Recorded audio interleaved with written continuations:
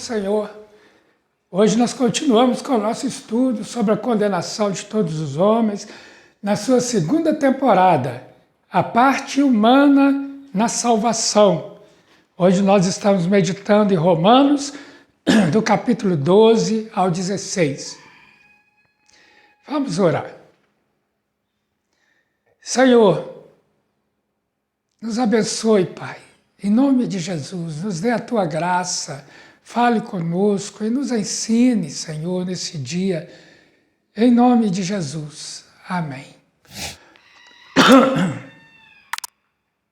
Então, nós paramos aqui, daqui nós continuaremos. O ministério do crente, versículos 3 a 8. E o apóstolo Paulo, então, escreve: pense com moderação, versículo 3. Pense com moderação sobre si mesmos. Devemos nos colocar no lugar certo, ser servos mesmo. Foi para isso que nós somos chamados. Nós devemos reconhecer os outros superiores a nós, está escrito na palavra de Deus, considerando um ao outro superior a si mesmo.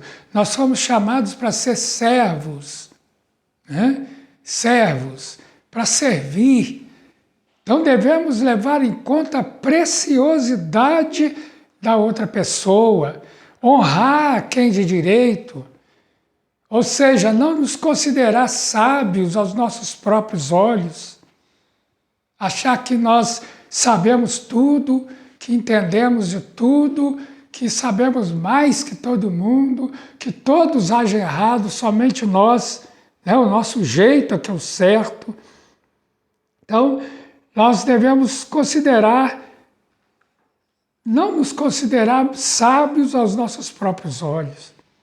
Honrar as pessoas que são dignas de honra. Não tem nada de errado nisso. Às vezes tem pessoas que acham que é de um certo tipo de idolatria. Não, nós devemos honrar as pessoas. Ter o coração aberto para ouvir, para aprender. Ou seja, não pensar de nós mesmos além do que convém, diz a palavra.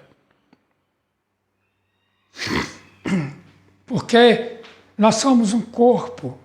Versículo 4, num só corpo, muitos membros.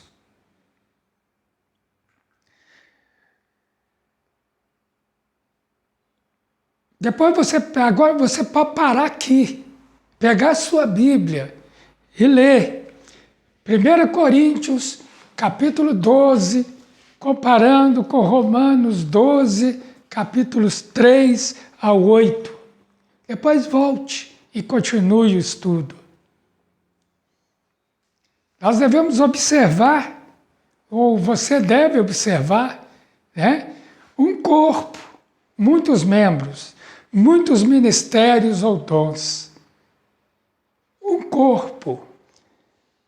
Nós fazemos parte do corpo de Cristo. Somos membros desse corpo. Hoje nós temos muitas pessoas achando que são igreja e que por isso podem viver a parte da igreja local. Isto não é uma verdade. Tem hoje os chamados desigrejados, pessoas que não se submetem a nenhuma autoridade, não querem se submeter, então se isolam, e a palavra de Deus diz que quem se isola, ele não é sábio, é um egoísmo quando a pessoa se isola em si mesmo e começa a fazer a sua teologia, do seu jeito, o jeito que ele pensa, e daí a pouco começa a manipular a palavra de Deus para concordar com as suas opiniões. Você não é igreja, meu irmão, minha irmã, você é um membro da igreja de Cristo, você é uma parte dessa igreja muito importante. Você é um tijolo na edificação, no edifício que Deus está construindo. Você é uma célula nesse corpo. E assim como no nosso corpo, cada membro do nosso corpo tem uma função. Você tem uma função na igreja local. E você, cumprindo a sua função, você será muito importante. Um corpo, muitos membros, muitos ministérios ou dons. Os ministérios e dons se manifestam quando nós estamos integrados ao corpo. E não podemos... nós não somos corpos sozinhos. Se eu arrancar o meu braço e colocá-lo ali, ele não vai ser meu corpo. Ele vai ser uma parte do meu corpo que foi tirada do corpo e foi colocada à parte. E vai morrer. Vai apodrecer.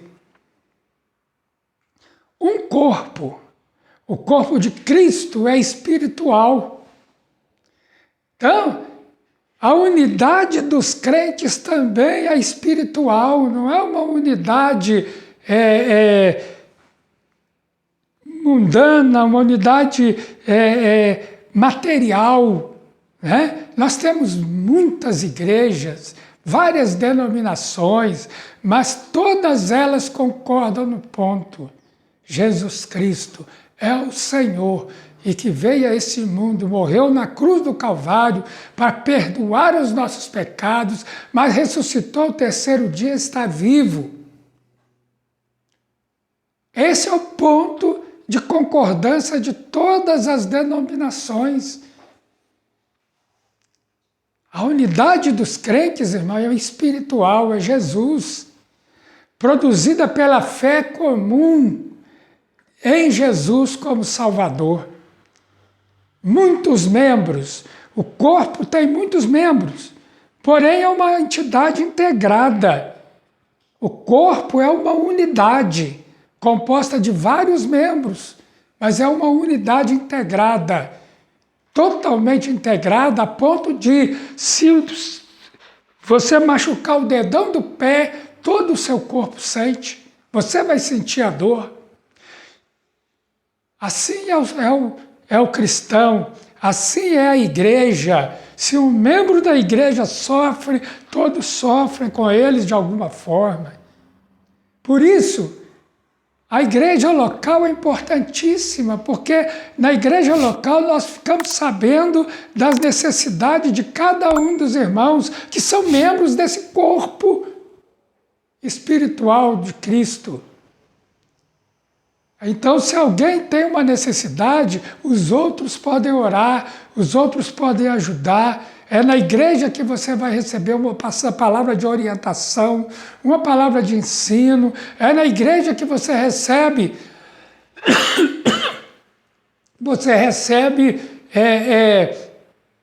orações por você, pela sua família. É na igreja que você tem comunhão com os irmãos. É uma entidade integrada. Não é verdade? Muitos ministérios ou dons. Paulo vai listar muitos diferentes ministérios, né? Ele tem uma lista enorme e ensina que eles não são feitura nossa. Os dons não são nossos. São dons que diferem segundo a graça que nos foi dada. Eu fiz uma tabelinha com alguns dons, chamados de dons de ministério. Então nós temos profecia, ministério e ensino, exortação, contribuição, presidência e misericórdia. Isso aqui são dons que são manifestados na igreja local. A igreja local é composta de profecias, de ministério, de ensino. Lá existem profetas, existem aqueles que foram chamados para o ministério da palavra, existem aqueles que foram os mestres, né, chamados para o ensino, para ensinar a palavra. É lá na igreja que você Tem também exortação. É lá que você contribui com seu dízimo, suas ofertas. E como é local, uma igreja local, ela precisa ser administrada por alguém, ela precisa ter um líder que é chamado de presidente ou presidência para que a igreja funcione. A igreja também é o dom de misericórdia, pessoas que servem, que oram, que visitam, que ajudam e exercem misericórdia na igreja. Não há como você exercer nenhum desses dons sozinho, mas é dentro da igreja local. As virtudes do crente, versículos 9 ao 21.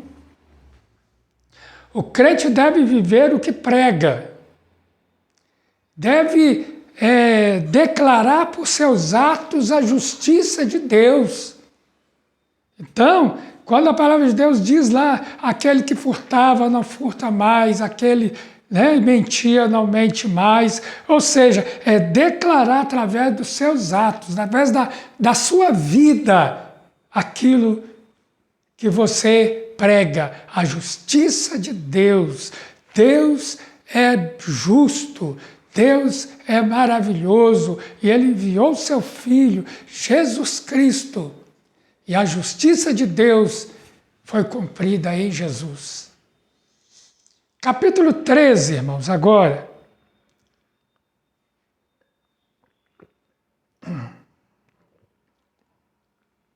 Demonstrada a justiça de Deus para com a autoridade. Nosso dever para com a autoridade, está escrito na Bíblia, obediência, versículos 1 ao 7. No versículo 1 está escrito, todo homem esteja sujeito às autoridades.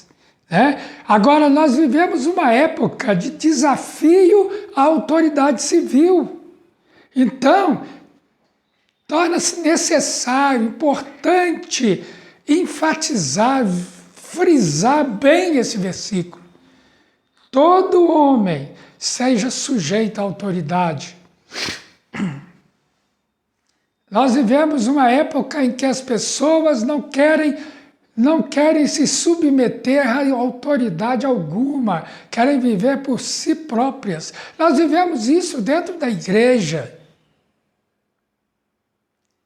Então nós devemos estar sujeitos, nos sujeitarmos à autoridade. Agora aqui a palavra de Deus fala sobre a autoridade civil. Está falando de governantes.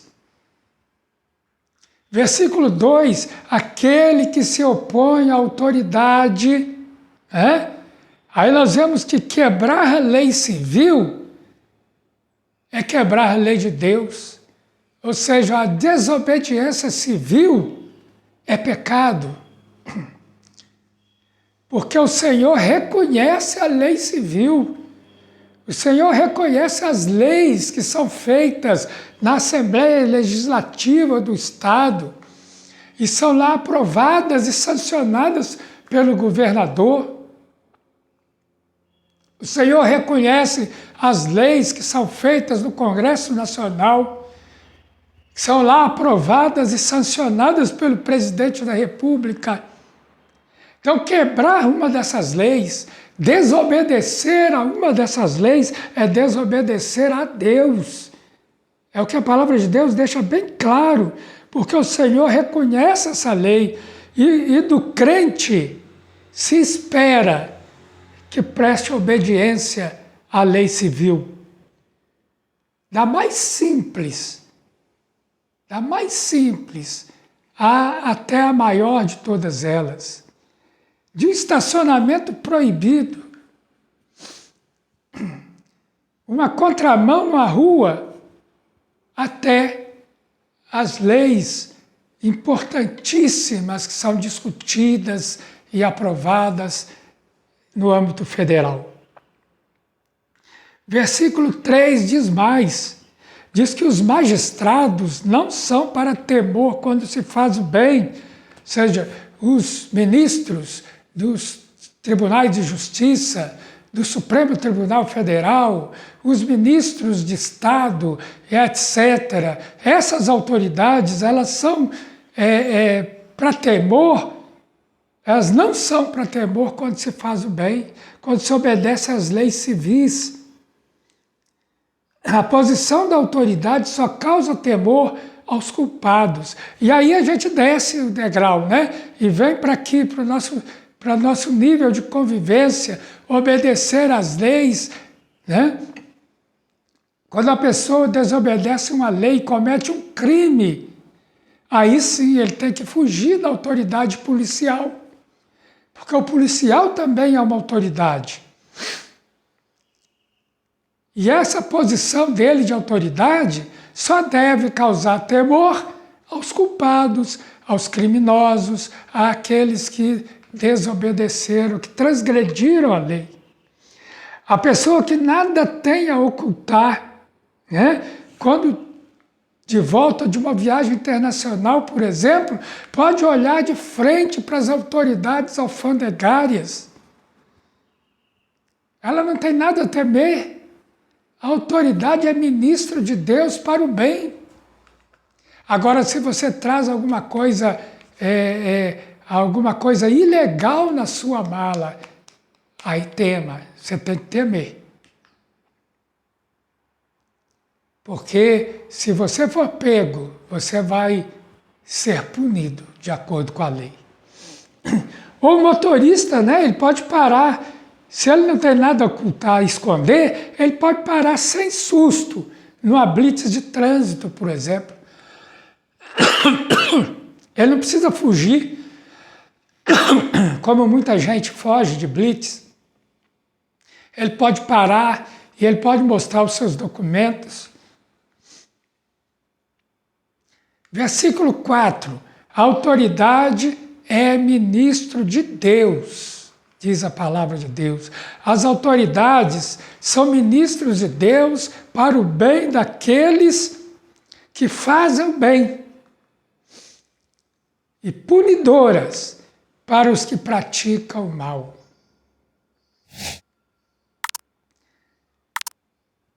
Isso é uma verdade.